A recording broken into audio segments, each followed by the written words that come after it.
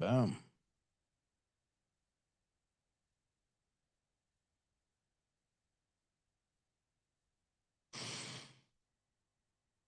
Oh, I got to get the pre-rolls. What am I doing here? What am I doing?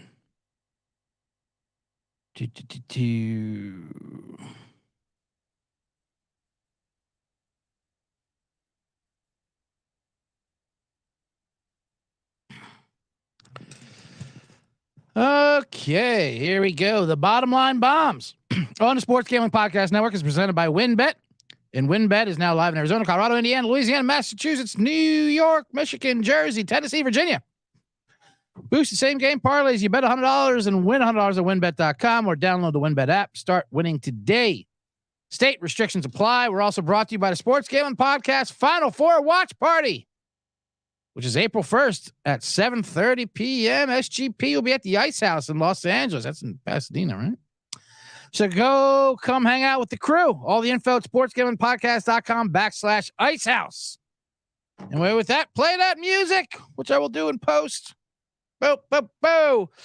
Get ready for the Bottom Line Bombs. I like doing a pause there. It's supposed to be a, well, they have all the music. It'll be live and any music, but now you're hearing it all in post. But anyway, welcome. I'm CJ Sullivan, the man in the box.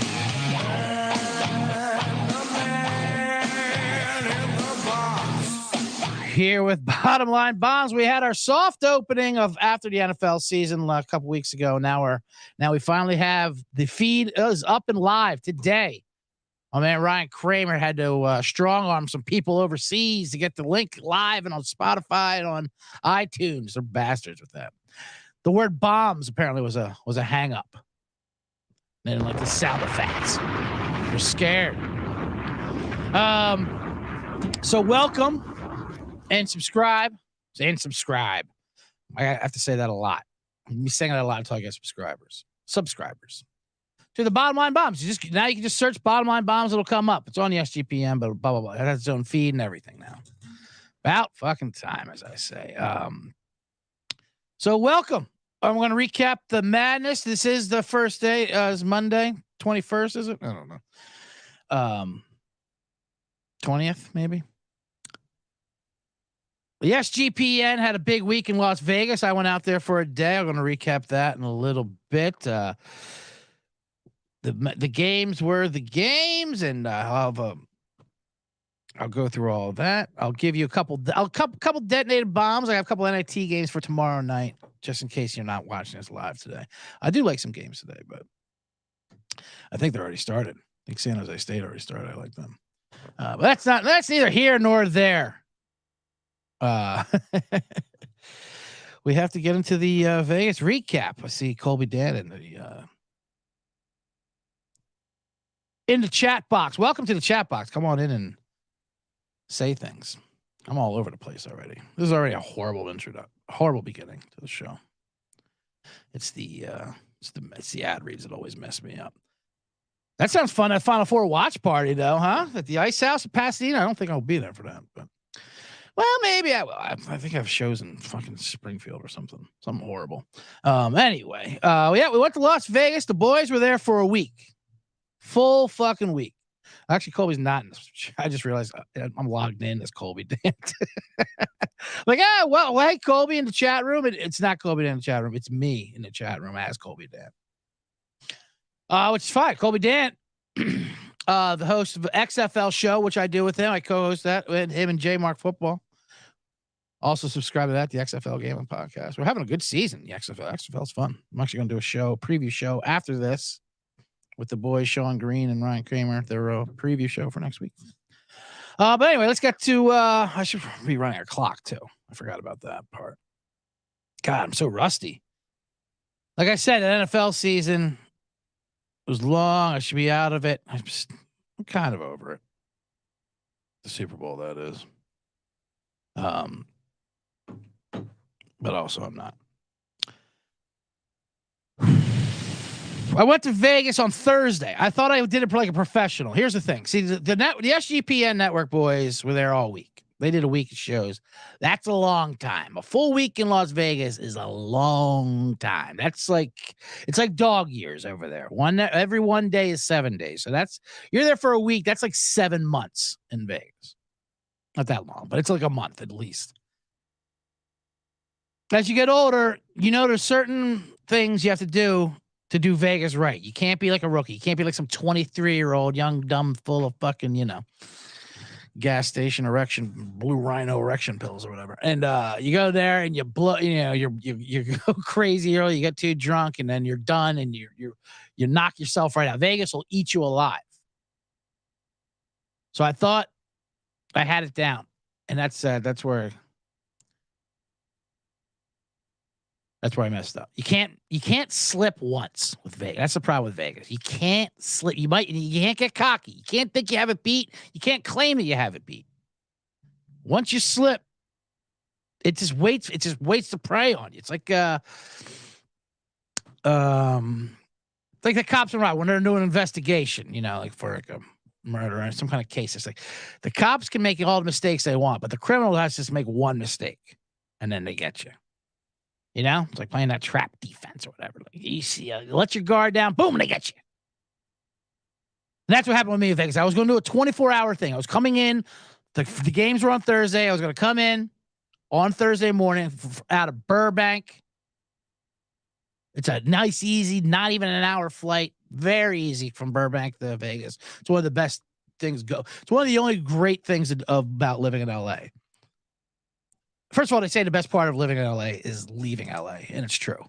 Because you can go any weekend, you can go anywhere. You go to mountains, you go to desert, you can go to water, beach or whatever, lakes and shit. It's all like an hour and a half, 2 hours away. That's the great thing about LA, California in general. It's a beautiful place.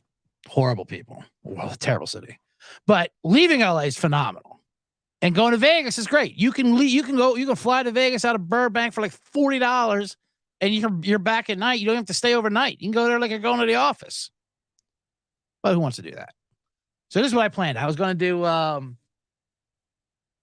Vegas for the day, Thursday, watch the games with the crew, do a show, do the SGPN show, the college basketball experience with everyone at their studios at the Wynn Casino, which I did. And then come back either red eye at night or early in the morning and just stay up. That was the plan. It was a good plan. It was a solid plan. I would take a minor hit, but my next day would be okay. See, that's the problem with Vegas. Even when you get in, you get out. 24-hour rule is must. You can't spend more than 24 hours there. Because if you do, when you come back, it's still in your system. It's worse than a flight to Japan that had things. So that's why you got to keep it clean. You know what I mean? I thought I was going to be good. Although there were some bad things going. There were some bad things just on the way there. I went to Burbank. And this was my plan. No bags, no luggage, just the clothes on my body and a clipboard. I thought a clipboard would be funny to check in. Has my carry-on, just a clipboard. You know how I'm the man in the box. I bring the papers and the passion. I have the clipboards. I like doing things like this. And then I'd show up to the watch party, which the SGPN boys had at the Westgate sports book at the theater, actually. The amazing theater where Elvis had his whole residency thing. It was awesome. But I'd just show up at noon during the games with the clipboard. It'd be great. But the clipboard did not make it through security at Burbank, which was shocking to me. One, because it's ridiculous. Not that they held the clipboard back, but because airport people are jerks. But this airport did it because Burbank never does. Burbank could care less. It's like traveling in the 60s there. You can walk right up to the tarmac, almost park your car, come out with like 8 stewardesses with you, like Leonardo DiCaprio and Catch Me If You Can. You're like a Pan Am pilot. It's amazing. It's a delight flying out of Burbank Airport, Bob Hope Airport, the International. It's amazing how LA. That's the greatest airport in the world, and LAX is literally the worst place on earth. They have both opposite ends of the spectrum. And so securities usually they don't care, but this was so empty. I think it was some new girl that she must have been transferred over from Long Beach or something. I don't know. But I put the clipboard down on the X-ray just to go through, and it comes through, and she's like, "Yeah, no, this can't go." What? Why? It's a clipboard. She had a clipboard, and she said my clipboard couldn't go through because it was like sharp. There was like a thing coming out to the edge. I could use it as a weapon. What the fuck are you talking about? The pen, I could use that as a weapon more than the clipboard. I think it was because, the only thing that was sharp were the plays on that clipboard. How about that, lady? I got sharp plays on the clipboard. She didn't find that funny. I think she knows a man with a clipboard is a man who can coordinate things. That's why they don't like being the only. They like being the only ones with clipboards. So I have a clipboard. I can draw something up. You tell them to do this, do that. So they know maybe I wasn't going to cause problems, but Charles Manson, I'll have other people do my bidding. Did Charles Manson have a clipboard? He should have. Never would have got caught. So anyway, they took my fucking clipboard. That was a bad sign. To the weekend, to the day. That was a bad start. Although I had a great day. I'm not going to say I didn't have a great day. But that wasn't the best. It gave me some material for it. I mean, I'm not fully. I'll get another clipboard, but that was just the weird. So she actually asked me, "Do I want to check it? Do you want that thing? Do you want to check it? Yeah, let me put that in my suitcase. This is all I have is the clipboard.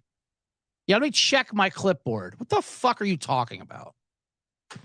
And I get it. And I was about to go crazy, but it was so funny to me. I was like, I'm not going to get in an argument about a clipboard. That was definitely a situation like you're definitely going something through that you're not talking about right now. Whatever it is, you're you. So, I don't want to get involved in that. And you have a nice day, and I'll find another clipboard. The clipboards aren't the easiest to find, to be honest with you. Isn't that weird? Like there's the weird stationary things you think you would find everywhere. Like you ever try to get like a bullhorn or a clipboard? Like where do I even get that? I don't know. Anyway, so we checked the clipboard, came through, showed us. So now I brought a whiteboard. If you're looking there, let me show the cameras that. I got a whiteboard. I got an eraser. I got draw. You can definitely draw things up with a whiteboard. This is just for today. I'm not going to be a whole thing with that.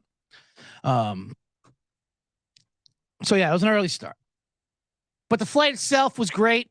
Like I said, it's like 45 minutes. Southwest. I was sitting like in the fifth row. I left my sunglasses. I had two pairs of sunglasses. I have these yellow gambler glasses, which are right under my pink fucking like butterfly gambler glasses, and the regular sunglasses for actual sun protection. And I dropped the pair of pink ones on the seat. I left the plane and I realized as soon as I took my foot off the plane to that connection device there to the tunnel. Usually when you go to a cold winter city, you get that 2-inch crack where the wind fucking hits you. And you're like, God damn it. But Vegas, you just step off like, oh, shoot, my glasses. I turn around to get them. Flight attendant stops me. You can't come back on. You can't come back on. I almost had a foot off, like 1 foot on still. But it was 2 feet off. It was 2 feet out of bounds, technically. Technically, she was correct. I was out of bounds. But it was like, your finger off the chest piece or something. Your finger's off. Hey, that's it. Like, come on. You just saw me step off. What do you think happened? I go, I'm just trying to get my sunglasses. You have to wait till they all get. I'm like, I'm in the fifth row. Can't you just reach out there? And she's, again, someone having her own issues. But a second flight attendant heard it, grabbed it for me. She used common sense of problem solving. People just love to rub the letter of the law things instead of just solving problems so we can all get on with our days. That's all I ask for. What a way to come back to the bottom line bombs. I'm screaming about this. I haven't got to Vegas yet. I'm just talking about what happened at Burbank. Oh, this is going to be a long show. Jesus Christ. I might as well tell you about WynnBET since we're doing this thing now. It's the official online sports book of the Sports Gambling Podcast Network, and it's now active in Massachusetts and tons of other states. So March Madness is here. So many ways to bet on the big day. Sign up today, receive a special offer. Bet $100, get $100. Limited state availability. Of course, for DGens only, if you hit the biggest long shot parlay of the week, you get $1,000 free credit. There's so much to choose from. All you have to do is head over to WynnBET.com or download the WynnBET app. Offer subject to change. Terms and conditions at winbet.com. Must be 21 or older and present in the state where play through WinBet is available. If you or someone you know has a gambling problem, and you do, you got one. Like I say, every time you are listening to my show, The Bottom Line Bombs, on something called the Sports Gambling Podcast Network, you have a gambling problem. But not all problems need fix, so. But if you do want to report someone else, like your bookie, that's who I'd reported one time. Bookie, he's got a gambling problem. Keeps asking me for money every week. What a sicko. You call 1-800-522-4700. Oh, boy.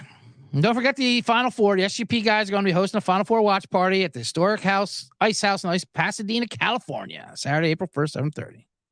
All the details, sportsgamepodcast.com/ice. And the Masters. If you want to hang out with the guys at Stadium Swim and watch the biggest tournament in the world, sure can. 3-night stay at Circa you can win. Hang with the guys.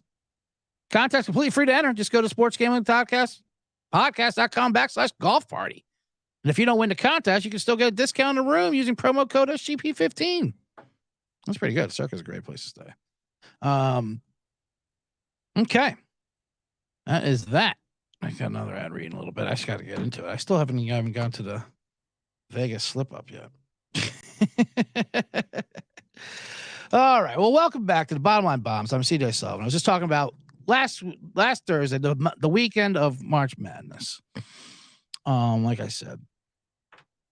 Yeah, so that was my game plan. 24 hours, get out of there. I brought an Adderall with me because my flight was at 6 a.m. I'm like, I'll just stay up. Don't need a hotel. Hotels were like $1,000 out there. It was insane the way they were charging for March Madness. It was absolutely criminal, the prices of these hotels. But whatever. So you're in Vegas. You don't need a hotel if you're staying, especially if you're just going to one night. Or if I'm like, I can just stay on the floor, do whatever I want. So I popped an Adderall, ready to fucking do it. And then the games were not yet. I'll go to the game. We watch all the games, do the show. We had dinner afterwards. Things were winning bets. So I popped the Adderall to stay up. Then a hotel room bed opened up. Kobe D's like, I got an extra bed. You crash up there. Great. Fuck. I already took the Adderall. So now I'm lying in a bed, wide awake because I have this Adderall in me. Now I can't get any sleep. I pushed back my flight, the 6 a.m. flight, to like noon because I did that before I did the whatever afterwards. And that was my slip up, and that's where Vegas got me. Although I am glad I stayed because it was a fun thing that happened on Friday morning. My point was, I don't have to leave it Friday morning. I could watch the first batch of games on Friday because they start at 9 a.m., get some first half unders or whatever, and then get a noon flight, get out of there. That was the goal. And the whole Adderall thing messed things up. It didn't mess things up. I did fine. I got out of there, but then it caught me when I got back. Because then you come in Friday night, you're still on the adrenaline, and then like, oh no. Then Saturday, like, oh, you get ambitious with things. Like, oh, it's right. Vegas is still in me. That thing is still disgustingly in me. And I don't even drink anymore. That's why I thought I had it, but like, it doesn't matter. You realize drinking is just a fraud out there. That's not what's hurting you. It's just Vegas is hurting you. It's a whole sensory overload over there. Welcome Eric Costa to the chat room. He says he'd like to hear you do a promo for Church of Christ. Church of Christ could help you if you believe in that kind of bullshit. Yeah. My ad reads, I was told to make the ad reads my own. Not by the sometimes the companies are like, yeah, not that on your own. More how we like it. So I did a little slip up, whatever. I still got it. I'll get into the games here in a second. But it was great. It was great that we did stay because the boys had a great thing at the, like I said, the Westgate theater where Elvis did his run of shows. If you've seen that hilarious Elvis movie that came out with Tom Hanks, he was absolutely ridiculous in it. I like the movie, by the way. I love the Elvis movie. I didn't one of those movies where you didn't know you needed an Elvis movie. Like, and I watched it like on a plane. I was like, it's pretty good. Baz Luhrmann, whatever. Everyone's good at it except for Tom Hanks, which is kind of funny. He just has an insane accent. But so we're in that theater where he had his residency in the show. And that was awesome. But then Friday, They did. They were staying at the Palazzo, so they stayed at the. They did games at this like lounge bar area that obviously doesn't do basketball games, but they had to because it's March Madness. So they kind of get them in there, and they just had no idea what to do. They had games on, but then they're doing like bottle service at 9 a.m. But there's like whatever, like the D team waitresses. She came by. She was she was pretty bad. She'd be like, it was St. Patrick's Day Friday. That was another reason why I had to get out of there. I'm like, I can't be in Vegas on St. Patrick's Day Friday. There was a time where I'm like, that would be exciting, but now that sounds like the worst thing in the world. St. Patrick's Day in Las Vegas. She was funny because she'd be like, I got a Heineken Zero, and then she'd come back like 20 minutes later. We don't have Heineken Zero, and then she'd walk away. Like no suggestions for something else. Just we don't have it. Which, by the way, you do have it. Every place here has it, and you guys don't do different things. That's not how Vegas works. Everyone gets the same shit. She was just like making things up. What did you want? Guinness? No, we don't have Guinness. You don't have Guinness on St. Patrick's Day at 9 a.m. I doubt that. Well, I don't know where that is. So I don't know who to ask for that. Sean got pizza. He got one an hour later. You know, pizza. We found out later it was just room service. They were calling room service like from the hotel. They had no like connection. They were outsourcing everything. And the guy just came by and gave a pizza in a box. It's in a box. Like, are you DoorDash? Here you go. But then we met this guy, and this guy next to us, our neighbors. He was a 6-year-old guy. He was amazing. He and a couple of buddies. You could tell this was his Vegas trip. He had all these things lined up. I'm betting all the unders, I'm betting all the underdogs, and I'm calling whores. I got 3 whores. Hey guys, how you doing? He actually goes, hey guys, we're gonna have a couple women coming by today that I don't know, if you know what I mean. Like, yeah, we know what you mean. And he was hilarious with it. He goes, what did he say? He said, he's kind of guy. He started telling us jokes. Like he's like, all right, you gonna comedy? All right, here's the dirty joke. First of all, he goes, this is what he said. Something. He goes, first of all, what religion are you? Okay, I like any joke that starts off with that. What religion am I? That doesn't matter, right? Does it? Okay. Anyway, just want to make sure you're not just. And then he just goes on to tell like okay, a black guy and an Irish guy walking. What's the difference? What religion are we? If you're going to start off with a racist joke, I just like to know what religion you are. Anyway, here's a racist joke. It actually was racist, but it was Semitic. Anyways, that was a fun. That was part of the perks of staying the extra couple. That's what you get those last 3 hours. Instead of leaving at 6 a.m., I left at noon on Friday. So I did 24 hours plus that extra 2, and that's what you get. You get that fun service story, and you get that fun guy telling you jokes and all of his horse. Anyway, let's get into the madness. Or should I do another ad break and then go? No, I think I already did the ad breaks. I got one more. The games were great. And as far as gambling goes, it was pretty crazy how the last game of the weekend, Gonzaga TCU, was the biggest bad beat of the tournament. If you didn't see it, if you're Twitter, gambling Twitter, whatever, that's all people talked about. It's funny how gambling has March Madness is always about gambling anyway. Brackets are gambling, that whole thing. Let's talk general before I get into the Gonzaga. Brackets always is gambling. But now the gambling's so being more accepted across the country and everyone does it. It kind of gets more annoying because everyone talks about it, but then everyone doesn't really know how to talk about it. But this was kind of fun. Everyone's definitely more aware of it. Some announcers weren't. But the Gonzaga one, it clearly was. If you didn't see it, Gonzaga won the game to beat TCU, but the line was 4.5. And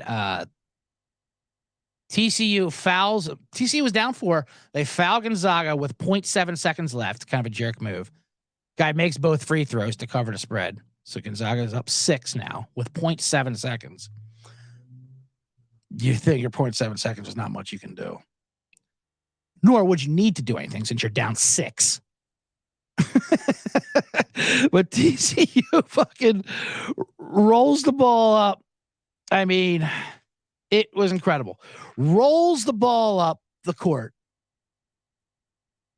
slowly, past half court. Gonzaga's backing off. Hey, do whatever you want to do. Also, when it's just stepping away and this thing's over. They're like, whatever you want to do. This will be fun. They're all watching. Gonzaga's watching. Like, what's this going to be? This sounds fun.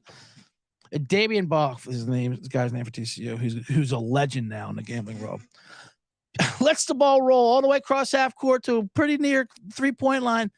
Picks the ball up in one motion, flips it up, drills the 3 ball. Gonzaga wins by 3. TCU covers a spread, and it was just legendary. There's videos of sports books. People going crazy. It was a pretty bad beat. I had TCU, not for much, but it's even hard to celebrate. Like, Jesus, that was just dirty.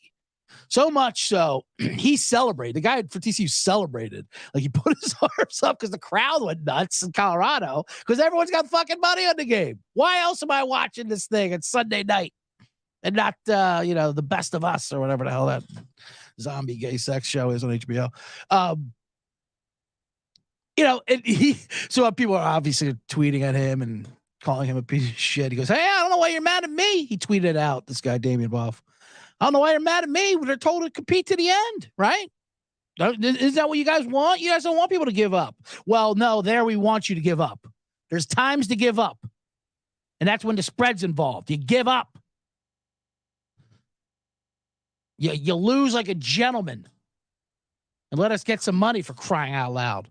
It was an amazing cover. God bless him for doing it. Oh, man. All right, let me get to the ad reads before we get to the whole general brackets of the bloodbath of the brackets, and we'll get to that right after my final reads. All right, Underdog Fantasy is what we're also brought to you by. Underdog Fantasy is heating up for March Madness. College Pick'em is a great way to get in on the action, especially if your bracket is busted, which all of ours is after day one. Underdog Fantasy has your favorite college basketball player props. Head over to underdogfantasy.com. Use promo code SGPN for 100% deposit up to $100. That's underdogfantasy.com, promo SGPN. I think that's pretty much it. Thanks for watching live on YouTube. I will have my own YouTube link next show, by the way, for everyone here. Mainly Eric Acosta. That'll be my own show. I do have my own show feed now on Spotify and iTunes. You can subscribe to that. Make sure you do that and give all the reviews. Other than that, that's it for the ad reads. The women's bracket. Busted bracket. Everyone had a busted bracket. That's the whole thing with brackets. Mine was people were someone had a funny joke, said West Virginia going far and they lost like the first game. Like, well, it's you can still get a women's bracket in there. Fill that in. They do love forcing that women's bracket on us. And I'm nothing against the women's game, but like, stop lumping it in with the fucking $1 billion men's bracket. They're like, they keep trying to say like how it's the same and try to convince us that the more they do that, the more like it's off putting. Like, stop it. It's just your own thing. It's fine. Like, there's chaos in the women's brackets too, Number 1 seed Stanford lost. That's chaos. Okay. Congratulations. You had an upset for the first time in 30 years. The lady brackets. And I have nothing against the lady brackets. I love how they call them the lady anything. Like the Lady Cardinals, the Lady Volunteers. Like, why are they calling them lady? Can't they just call them the women's basketball team? Or whatever. The Lady Rebels. The Lady Lady Reps. And then they throw the score. I hate when they have they throw the scores on the ticker underneath. Right with the men's scores, but they don't differentiate. You can barely tell the difference because there's like a tiny W next to the NCAA. Oh, you see the scores and the teams. You're like, whoa, what the fuck? Old Dominion won by 65. Who the hell are they? Oh, that's the women's. Oh, okay. That's a funny thing with the lady brackets too. Like the three team will play like the 2 team. Like, oh, okay, this should be pretty good. They're only difference between 1 in the country, and they'll win by like 45. Like, what? There's that much of a difference between these 2 teams? Anyway, I digress. So everyone's bracket's busted. I hate how they love showing it. ESPN, there's 0.3% love a perfect bracket left, and we get it. It's impossible. These brackets are fucking impossible. I had Arizona as my champion. I'll tell you what, Arizona lost, and it was liberating. I loved it. I loved Arizona losing. I had Arizona as my champion, along with Jay Billis and Joe Biden. Pretty good and weird company for that. Why do I know Joe Biden's brackets?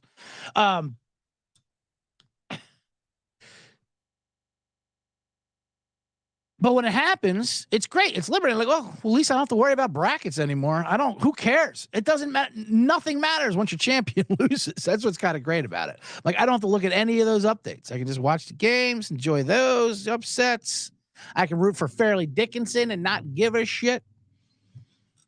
There was people rooting for Arizona. Like, I was rooting for Princeton at the game during the watch part. We're all watching the games.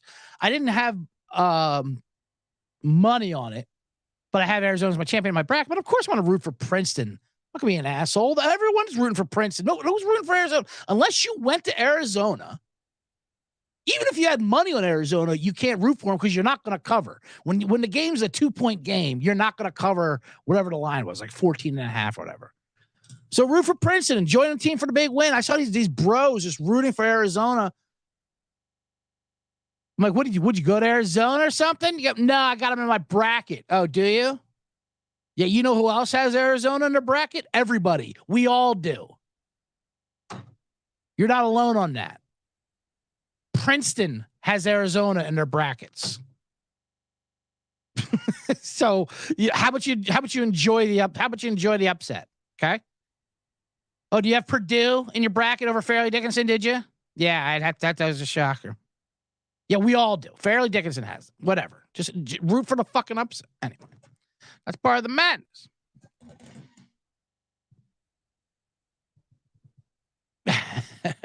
Eric Acosta with the lady bracket argument is you don't need McDonald's. I can make you frozen nuggets at home. It's the same thing. The mom would say that. Yeah, mom, but all the kids go to McDonald's. It's not the same fucking thing. Why? You don't need all that. This is we have 64 teams too. We had to ask a bunch of people if they wanted to play, but sure, we got enough. They did that too during the bracketology or the bracketeer. How many puns are they going to use with the word bracket, by the way? It's bracketeering the crime, the bracketology. When they announced the brackets, the ESPN did we bracket the 132 team. Like 132, they expanded, but I didn't realize they were talking about the lady brackets and the men brackets the same. They mixed them all in. They're like mixing different games. What? I do like how the lady brackets play home games, so you can't. It's gotta be neutral. Gotta be neutral. Anyway, so Arizona lost, which is fine. Good riddance. Pac-10, a lot of conferences did terrible. It's weird. So the Sweet 16 has 11 different conferences in it, which is pretty fun. They realize the Pac-10 and Big Ten are just fucking horrible. The Big Ten, my God, every year with them. And Big Ten fans are in such denial. And every year, like, this is the year we got 8 teams in, and they're all terrible. They all fucking joke, except for Tom Izzo. Tom Izzo's the only one who realizes the regular season means nothing. And then come bracket time, he wins. He unleashed these like fucking these 7-foot Slovenians that he didn't play all year. Like, who the hell are these guys? I'm hanging with the sports Kobe did and Moneyline Mac, who are my college basketball experts on here. I go, who the fuck's this Cooper guy? He's like, I've never seen him all year. Izzo just has them delivered to wherever their games are at in March. Yeah, don't even bring them to East Land. We don't even want to waste them in Michigan. Just have them delivered to wherever our first round is. We'll unleash them there. And then next, it'll be in the Final Four. I love Tom Izzo. He's hilarious. All right. So the Gonzaga bad beat was pretty bad. I was saying, like, yeah, with the announcing, most of the announcers kind of get it now with the game. But some are still acting like they don't know. The San Diego State College of Charleston first round game. That was a huge bad beat in the books there. The line was 5.5. I'll cut through all the other stuff that got to that. College of Charleston was basically winning the game. They were winning the game, but they were within. It was back and forth. They should have covered. Getting 5.5, that should have been an easy cover. They go for a layup. They're down 4. They go for a layup, at the end, which was weird. They missed it, bounced around with 2 seconds ago. San Diego State gets the rebound. They're going to swipe to tie it up. The ref lets the clock run out. It goes to 0. Game over. San Diego State wins by 4. Charleston covers. Everyone's happy. But then the ref goes, no, I called a foul. I mean, the coaches are shaking hands. People are getting interviewed. The ref's like, I called a foul. Hold on. And he goes over to the scores table, looks under the instant replay for this, and he did call a foul with like 0.7 seconds ago. Why the fuck did he do this? Well, you know why he did. But and the announcer's like, why are they looking at this? It doesn't matter. It doesn't matter. No, this matters. How do you not know this matters? Why do you think the ref's over there? Because this matters. This is the only thing that matters. It doesn't even matter who wins this game. It matters who covers this game. And they look at the replay for like 10 minutes and like, yep, 2 free throws, 0.7. And they had to clear the court. They had to clear the fucking court. And so this kid can do 2 free throws to cover the spread. And I'll give this kid that. He lined him up like the game was on the line. He's doing his ritual. He's like kisses to the fucking dead grandmother and the whole thing, spins the ball and drill to him, like celebrate. Yes, they know. They putting their NIL money on it. God bless them. They should. So I was on the wrong side of that one. So I can't complain about the TCU. I mean, I can celebrate the TCU. I can't complain about that because I got justice with the TCU. Couple other one other bad beats, and the Alabama one I also had that was fun though. Alabama, the most evil team. I'll get to them in a second, but they're the most evil team, obviously, in this bracket. There's no stopping that, by the way. Alabama is going to win this fucking whole thing. It has to. I realize that now. Like, oh, of course, that's the storyline. The most evil team in this thing is going to win it all because that's the way things go. Because you can build up more jerks building against it. Alabama, they were favored by 22.5 or something like that, and it was right around the number. They're up by 24. They kept going back, and they're playing Texas A&M Corpus Christi. It was a 16 seed. It was a 116, and they're going back and forth. Alabama's jacking threes at the end. They're celebrating. They're being jerked. They're embracing the role as the villain. You know, the team that murdered a woman. They're as a team. They did play a team ball to do that. They murdered a woman earlier in the season. And now they can't believe that people don't like them. Anyway, so they're going back and forth. They're hitting threes. They're celebrating. They're trying to cover. And A&M-CC's toned back. They're trying to cover. So they're up 24. Line's 22.5 or 25, whatever. And the whole place goes. There's Alabama fans in this place going nuts. And then the guy for A&M-CC, he's dribbling the ball out. And the coach is telling him to not do it. He looks at the coach like, yep, I got it. No problem. Just take a knee here, huh? Nope. He takes his guy one-on-one to cook him.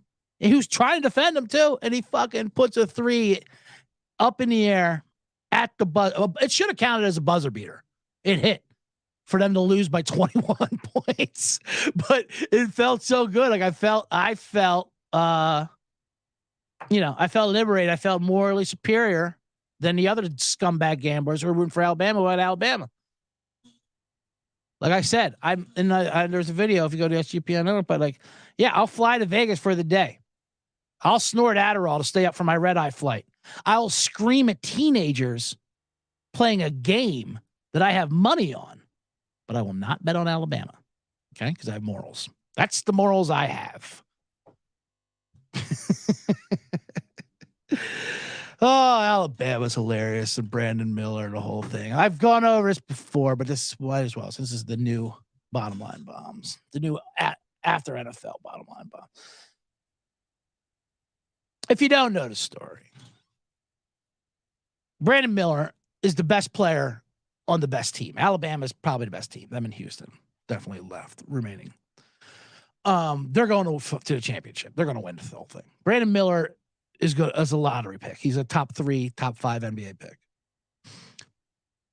In December, at a night at the bar district in Alabama, mind you, one of the teammates and his friend got in a fight with some other guy. His name was Darius Miles, the basketball player, not related to Darius Miles, the ex-NBA player, I say that because I feel bad for the NBA player Darius Miles, because everyone just assumed it was his kid. He's like, whoa, what the fuck? Your kid killed somebody? No, that's not me. That's not me. Jesus. Darius Miles Jr., unrelated. Anyway, he sends a text to Brandon Miller, who's back at the dorm room. Hey, come pick me up and bring my gun. I'm in a fight with this guy.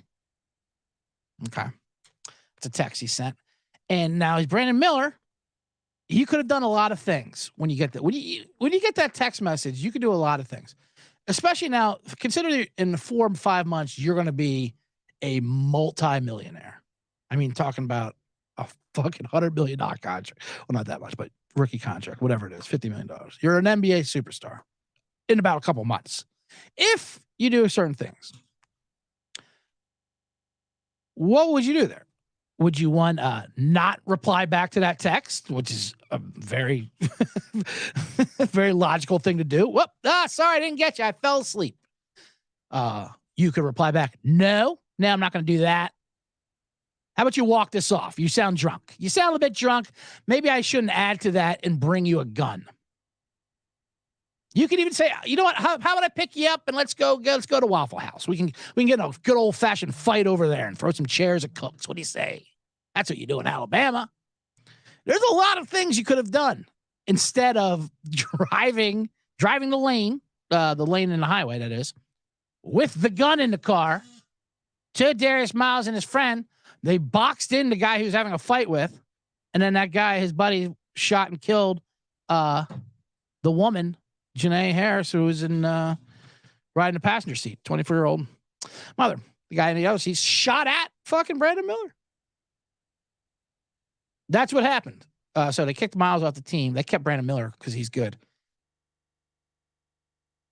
And then the coach, the coach has been amazing. He said, what happened there? He goes, wrong place, wrong time. What can you do? Wrong place, wrong time for Brandon Miller. Because we can't control, what happens once you leave the dorm room, other people's crimes. He just witnessed a crime. That's all. Yeah, he witnessed a crime that he helped build, that he was involved. He sure witnessed it. He witnessed it because he was in it. Wrong place, wrong time. Now, he's not being charged with a crime because he was actually in the right place at the right time. He was in Alabama. He was in the exact right place and right time if you want to help a murder. And that's Alabama, the state of Alabama. It's literally the only state out of 50 where that's not illegal. The rights that guns have in Alabama, holy shit. They are protected. Even if it's unregistered, whatever, who cares? It's a gun, protect them at all costs. You know who's in the wrong place at the wrong time? The victim, Janae Harris. She was in the wrong place in the wrong time. She was surrounded by the Alabama basketball team at the nightclub scene in Tuscaloosa. That was the wrong place.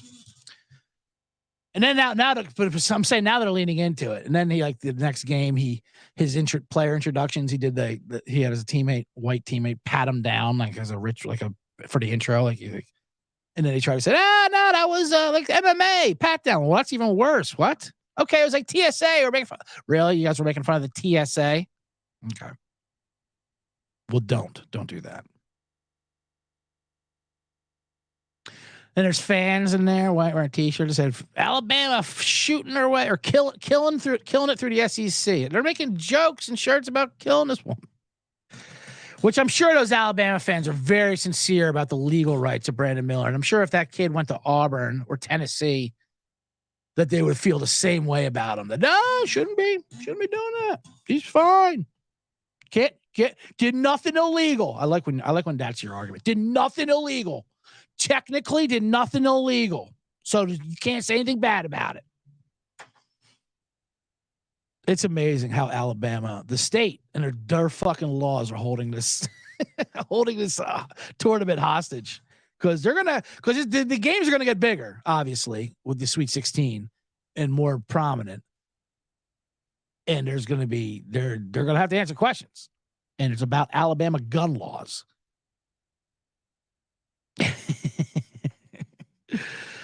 Oh God, they're gonna win it all. I should have realized. I realized if I'm like, of course, they're so evil that this is how the NCAA has to happen. Oh man! Speaking of evil, good coaching hires. Rick Pitino to the St. John's. I like to see that. Ed Cooley to Georgetown. This is my Big East. I love my Big East. My kind of Big East. The 80s and 90s Big East when we had 6 fouls.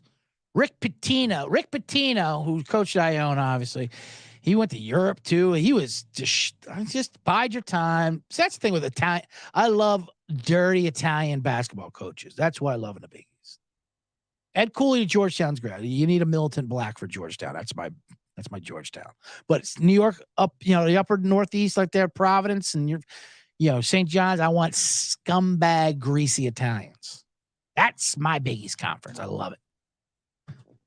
Pitino, when he was at Kentucky, we went to Kentucky, then Louisville.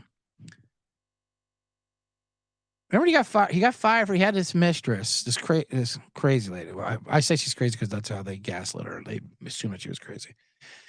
He had sex with her on the floor of an Italian restaurant, this bar. And, shameful. I think he might have got her pregnant. I think it was pretty bad. But this is how gangster Pitino is. Then he got his assistant coach to marry her, to shut her up. Hey, can you do me a solid, buddy? And I'll keep you on my staff, give you a little pay raise. Can you go ahead and marry this fucking mouthy whore of mine? She's really mucking things up at home for me, if you know what I mean. Anyway, he's back. He's back in New York at St. John's. I can't wait. And I love Ed Cooley, Providence coach. He's like a 70s black. He's got that spot in his head. He looks cool. He's got a great name. He should be able to coach with a glass of brandy in his hand or scotch or something on the sideline. He just looks cool smoking a fucking long ass Newport or something. He's great. The Big East's back. I'm excited for the Big East coming back. Anyway, let's see. Oh, we're getting a little late. I was told not to do crazy long shows here for these because I want to do more than I'm going to do a couple a week. What do you think? This new bottom line bomb. I'm going to give out picks. I'll give out a few picks for the day. But I was talking general stories and whatever's in there and had gambling aspect into it. I'll do a man in the box segment coming up here. Rick Pitino was great. Rick Pitino was great. I'll get into Rick Pitino later, but that was fun. All right, let me get some picks and then I'll do a man in a box. That's what we'll do. How about that? It's a couple bombs. I'll give out games for tomorrow, since who knows when you're going to be listening to this. This will be up tonight. If you're listening to it live, I appreciate it, but most of the listens will be in a podcast later on today or tonight, or tomorrow. So I'll give you a couple NIT games to. That's the thing. There's a big withdrawal after that weekend of madness because it's such a rush. It's so many games of madness, and then they have the NIT, the CIT, the championship. I like the offshoot, off-kilter, unsanctioned college basketball tournaments. There's so many teams. They're fun. The CIT, it's like the Champions Invitational Tournament. They're like they're booking an indie band or something. Like, all right, we'll play at Buffalo and then we'll go to Boise the next day. Get in a van, whoever will have it. They're like a barnstormer. I love it. They didn't even do it this year, I don't think, because they couldn't find some venue that didn't have a leaking roof. But I love them. Anyway, NIT is fun too.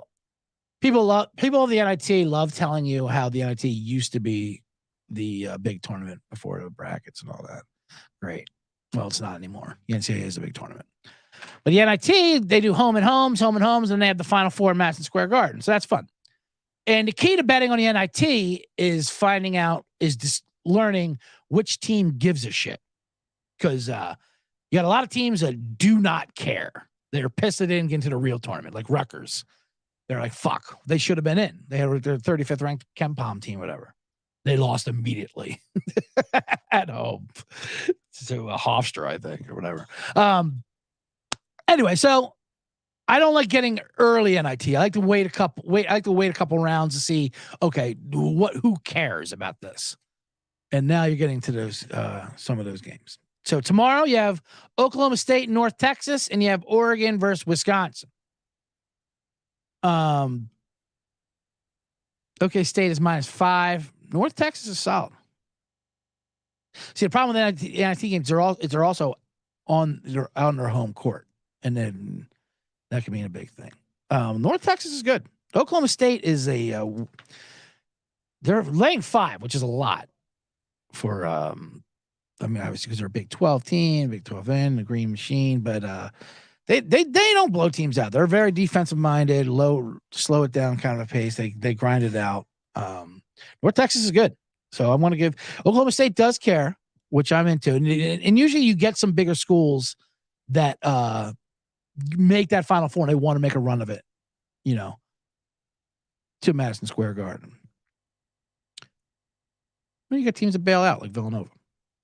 But I'm gonna go. But then you get the scrappy. I'm gonna go with North Texas +5 to start off at Oklahoma State, and the second one, Oregon, Wisconsin. Now Wisconsin, they're just annoying, and you saw what the Big Ten just did. But the Big Ten on the road, and this is a legit road game. This isn't like neutral court. It's like Maryland won that game because it was a neutral court versus West Virginia. Then they got ran off by Alabama.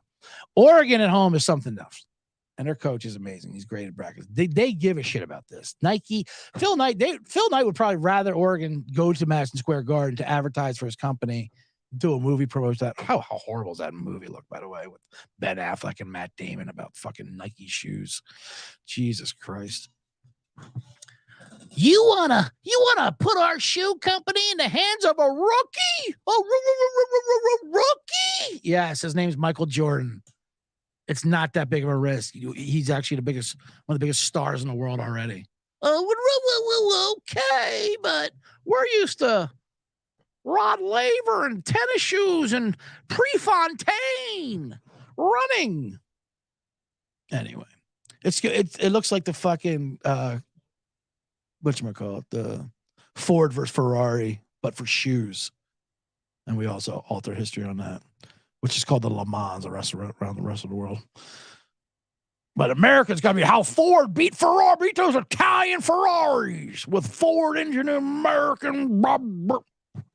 Anyway, we're going to take Oregon -4.5 versus Wisconsin in Oregon. I think they do want to get to New York, and Wisconsin on the road has been bad. Wisconsin, I'm impressed they did beat Liberty at home, although Liberty's tough, bad on the road as well.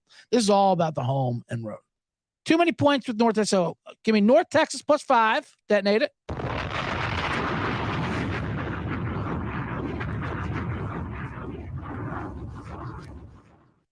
That was fun. Haven't done that in a while. And Oregon, Phil Knight, the Ben Afflecks, the Matt Damons, -4.5 to get to the Garden, promote their fucking movie about getting their shoes to a rookie. Oregon, detonate it.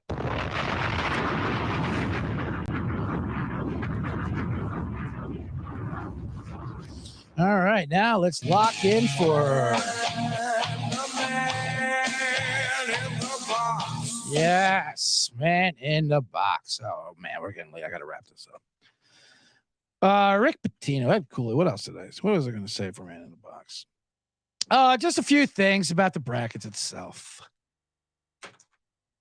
I also don't like what I talked about earlier about people rooting for their brackets, which is ridiculous. Out in the bars. Even worse, I think, are these bars you go to where they don't know where the games are at. And my superpower has always been I know what channel the games are on at a bar. I'll help the bartender through it. What's your system? I'll know it. DirecTV, okay, you're going into 200s for ESPN, 206s.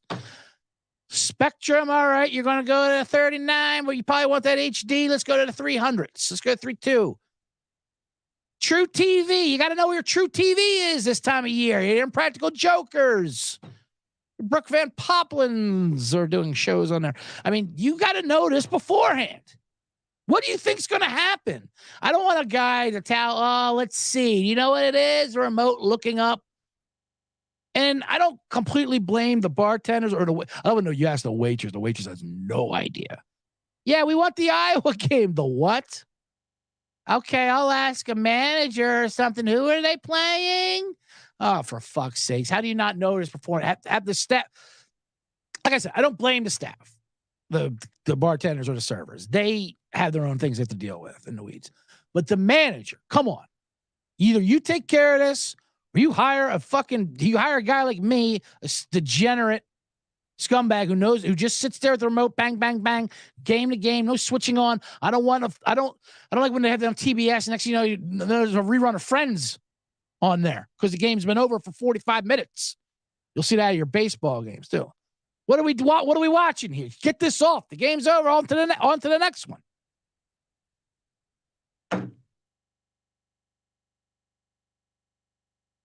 Get your shit together. I mean, did you not notice that you're advertising the games, but you don't know the games are happening? How does True TV get involved, by the way, every year with this thing?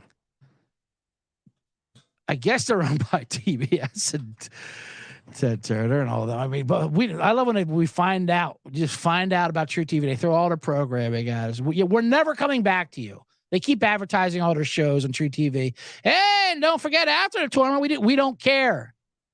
You know how hard it was for us to find you? We're not coming back.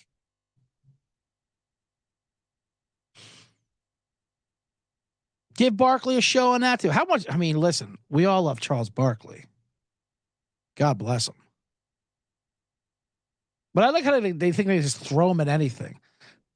Like, hey, come joke up our college basketball shit.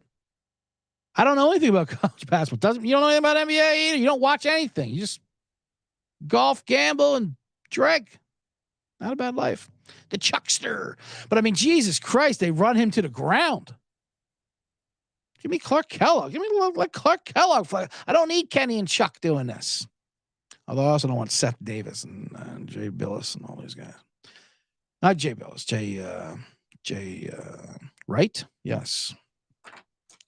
The old Villanova coach who retired early. He was a nice Italian shyster, Big East coach. It was a shame when he retired too. Early, obviously.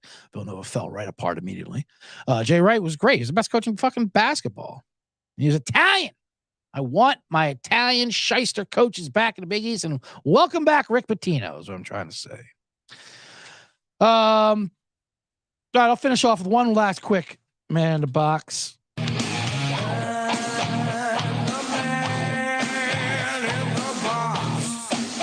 Just to bring this full circle. Like I said, I slipped up with Vegas with the pushing the flight back. I had a 6 a.m. and I pushed it back to noon because it was Southwest. And we said Southwest flights are like, it's like hitting a snooze button. You could just keep pushing them back, whatever.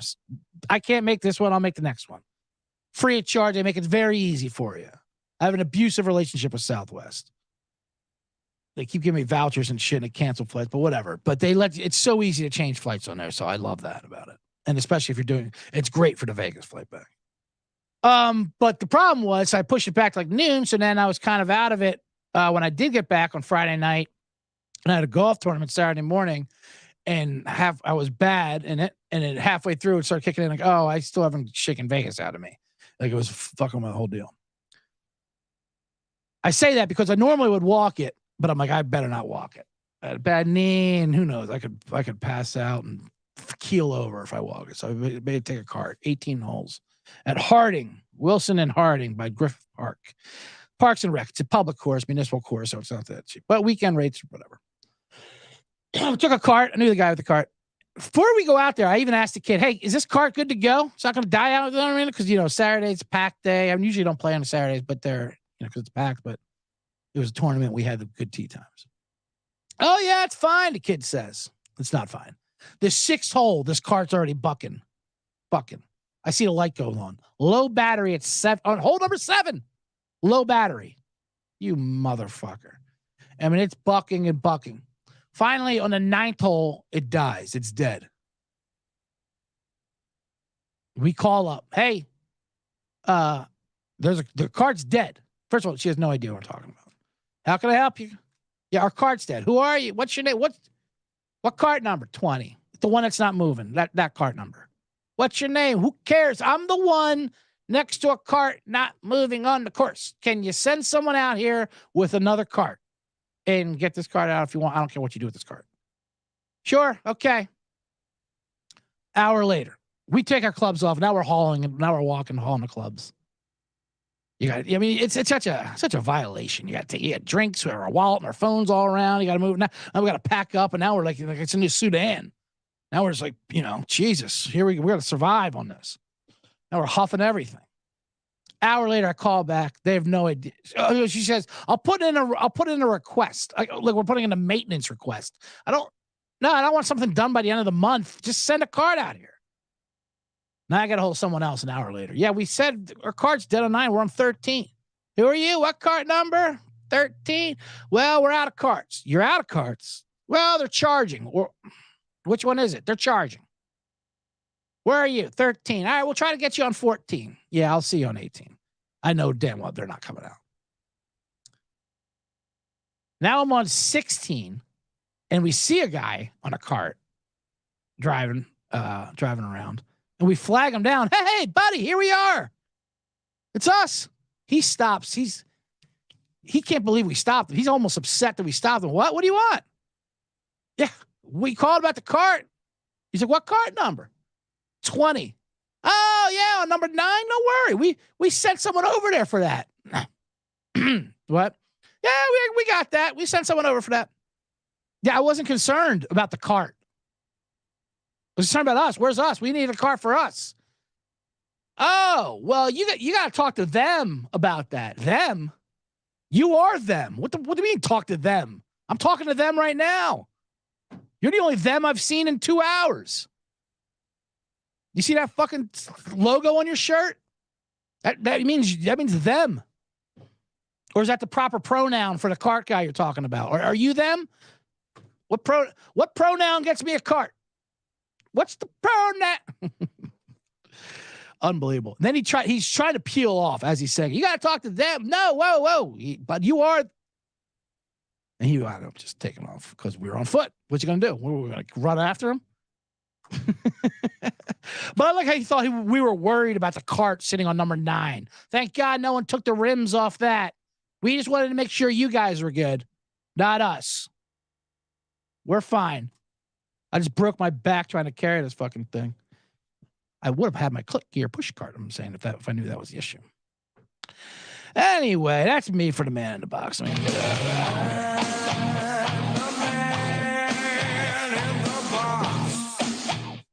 That was a long show, but welcome. Thank you. That was more of a hard opening for the bottom line bombs, what you're going to expect after the NFL season. I'll talk about general stories, and thank you for anyone who joined the chat coming in there. We're just, like I said, we'll have my own YouTube link going on soon where we'll be doing live. We'll be doing Monday and Wednesdays, more like 10 a.m.-ish Pacific time, 1 p.m. I want to get an earlier start.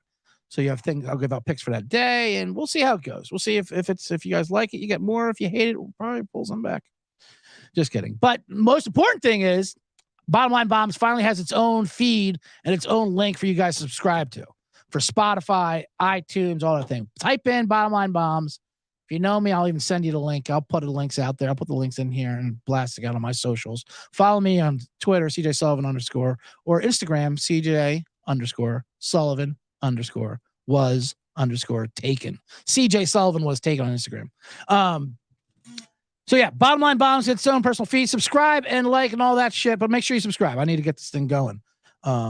Because this is how my life ends in this box, ranting to myself. So I might as well let other people hear it and get it documented. All right. For me, that's the thing. We have a one-man show. There's nothing else to promote. I don't really need to promote anything. Unless you're in Pittsburgh, this area. Well, I'm in Pittsburgh this weekend at the Improv. But I'm also doing another show here. Oh, subscribe to the XFL Gambling Podcast as well. That's another show I do on Wednesdays. Last night we did a reaction show.